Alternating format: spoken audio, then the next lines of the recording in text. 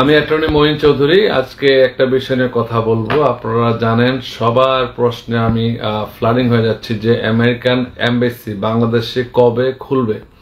So American embassy যথা সময়ে এখন যে জিনিসটা হচ্ছে, আমেরিকান এমবেসি বাংলাদেশে লিমিটেড কার্যক্রম তারা করে যাচ্ছে। আপনারা জানেন, লিমিটেড বলতে গুরুত্বপূর্ণ কাজগুলি তারা, যেগুলো ইমার্জেন্সি বেসিসে কাজগুলি করে যাচ্ছে, কিন্তু ইমিগ্রেশনের যে ভিসাগুলো এখনো কিন্তু বন্ধ আছে। তো আমরা আশা করছি হয়তো খুব সহসা এই মাসের 3rd উইকে অথবা 2nd উইকের পরে কোনো এক সময় খুলতে পারে।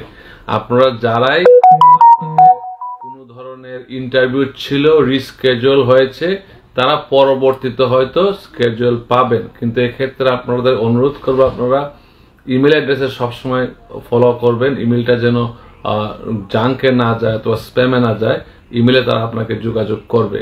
আর যদি কারো কোনো ধরনের এক্সপারেট করার মতো এবিলিটি থাকে, মানে এক্সপারেট করার মতো কারো যদি কোনো ধরনের পরিস্থিতি থাকে, যেটা আপনি অ্যাটর্নির সাথে কথা বলবেন, আমরা হয়তো বুঝতে পারবো এক্সপারেট করা যাবে কিনা, দেন হয়তো এক্সপারেট করা যাবে। কারো হয়তো সেপ্টেম্বরের ডেট ছিল বা আগস্টের ডেট ছিল, তারা পিছিয়ে 1 বছর পরে ডেট দিতে পারে।